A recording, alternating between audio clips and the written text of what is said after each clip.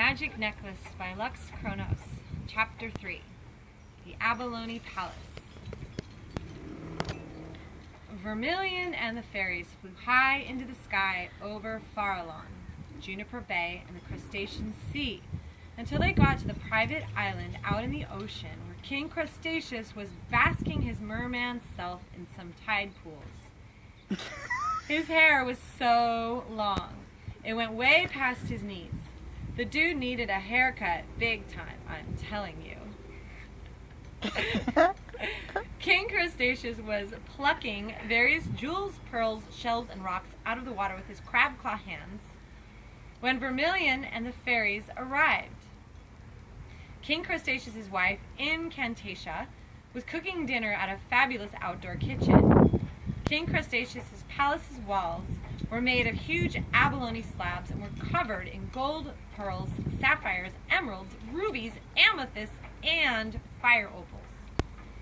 Stories of days past were written in an ancient language which was written and strewn in gold. Tall statues of upright silver dolphins spat blue water into shimmering pools of sapphires. Luxurious gardens surrounded the entryway. Translucent curtains blew mysteriously in the breeze. Luxurious gardens and giant seashells decorated the sandy landscape, and fantastic golden seahorses spat crystalline water into fabulous fountains of coral. At night, a huge hologram of King Crustaceus faced the sea to ward off any potential enemies. At bedtime, the palace walls were raised high and had remote-control ceilings so one could stargaze or fly in and out if one wanted to do so. The artwork in the courtyard was absolutely incredible. The palace was totally spectacular, to say the least. King Crustaceus and Incantatia were both delighted to see the girls. Fabulicious informed the King Merman of what was happening back at the palace. King Crustaceus could see by the look on their faces that something very serious was going on back at Castle Manor. King Crustaceus listened carefully and was very concerned about the situation. The sky turned orange and purple. Stars began to sparkle in the sky. A golden moon hung above them along with other colorful moons and planets. King Crustaceus called for his servants to bring a feast of assorted nuts, fruits, cheeses, crackers, veggie burgers, lobster, and steamed vegetables to the feasting table. Incantatious' stew was served with some delicious hot bread and butter. During the feast, they discussed other things that had been going on lately, but afterward they got back to the subject at hand. Everyone there tried to figure out how to help this poor little girl who was being tortured by her evil stepmother while she lay sick in bed. Queen Incantatia said, "I know what needs to be done." It's called the cosmic sound effect.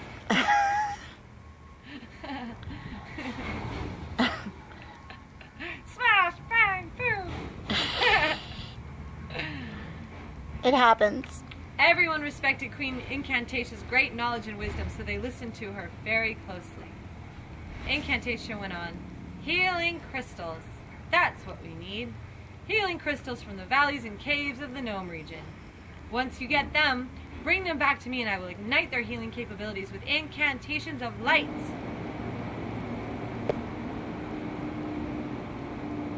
I will give you a list of which crystals to get, for not just any crystal will do. Everyone agreed that it was a great idea. Butatia smiled proudly and said, "Mom, you are the coolest." Everyone agreed and Vermilion howled, "Row! Row! Row! Row!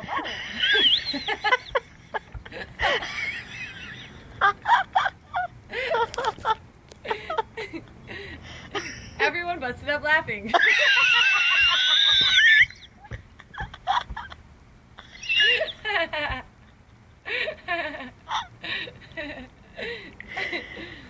King Crustaceus said,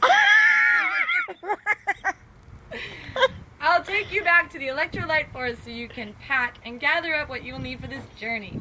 Make sure that you get Helix, Rocket, Tomato, and the other boys to go with you. You will need their help and protection. When you get to Gnome Town, find Pemberton Goldman, Weatherby Goldfarb, Wallingsford Golden Snuff, and Rockefort Gold Basket.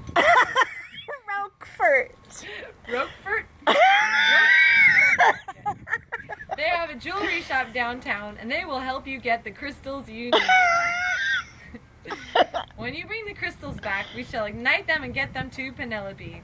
It won't be an easy task. You will have to find specific crystals and stones, but have no worries. Pemberton and his friends will assist you. And beware of trolls. They are nasty. Nasty. Incantatious said, I'll start making your list right now. King Crustaceous will call Pemberton and let him know that you're coming. King Crustaceous smiled at them as he picked up his phone. Once you have all of the proper crystals, we can begin to get Penelope well, Queen Incantatious said. The sky turned purple, pink, and blue. Stars twinkled like diamonds in the sky. The girls said their thank yous and goodbyes to Queen Incantatia and the servants. King Crustaceous faced the ocean and whistled loudly. A great wave came forth, bringing two humongous seahorses, who emerged with wings from the great sea. Their great roaring arrival splashed everyone completely. The group of fairies had put their hands up over their faces to shield themselves from the giant splash as they all laughed. A sparkling golden carriage also emerged from the sea. King Crustaceous jumped into the water, then up into the driver's seat of the carriage and took the reins. Fabulicious, Vermilion, Butaceous, Cutaceous, and Fabutaceous flew into the carriage, and off they sped over the great crustacean sea. They sped across the ocean beneath the great sky that was filled with sparkling gold stars and magnificent colored planets. One planet was bright magenta, another phosphorescent green, another turquoise, and a tiny purple one. They laughed as the ocean spray hit their faces. Then the carriage flew up into the sky, soaring over Juniper Bay and the rolling green hills, valleys, and lakes of Farallon. Yes? Farallon. You got it. King Crustaceous landed his great chariot at Swan Lake. King Crustaceous said, Butaceous, please tell Aurora Borealis and Brilliantine to light up the night sky once you've got all of the crystals. Okay? Butaceous smiled and nodded at her father. For sure, Dad, she said, then kissed him goodbye. The fairy girls kissed King Crustaceous goodbye. He then handed each of them a bag of precious jewels and little golden coins. He smiled as he put a golden necklace around Fabulicious's neck, which had a magical shell on it. King Crustaceous said, all you need to do is blow into that shell if you need me, and I'll come to you as quick as I can. If I'm not in the vicinity, I will send one of my luminaries to aid you. The shell has a GPS in it, so I will know your exact location at all times. As far as the lights, well, I just like Aurora Borealis' light shows. Ha ha ha ha! Everyone giggled and thanked King Crustaceous. Then he took off, heading back towards his magical island. Vermilion and the fairies flew into the electrolyte forest to their fairy tree houses, charged their cell phones, packed their bags, and filled their backpacks with snacks, supplies, and MP3 and 4 players, etc. Helix, Rocket, Polaris, Tomato, Paragon. Do you say tomato? No, tomato's good. However you want to say. Tomato. Tomato is good. Or tomato. Sure, whatever works. Paragon, Zenith, Solarius. Solaris? Yeah. Solarian and Mercury, the boy fairies, weren't around, so Grandma Leona and Grandpa Lionelicious insisted that Ajax and Pyrex, the flying dragon dwarfs, go along with the girls as their bodyguards, which was fine with the girls and fine with the flying dragon dwarfs. The fairies decided to visit Penelope before they left so they could let her in on their plan. Penelope was so happy when she heard the news. Unfortunately, Siberia had implanted spies in Penelope's room. Disgusting little flies with nothing better to do than to spy on others and to listen to what they are saying.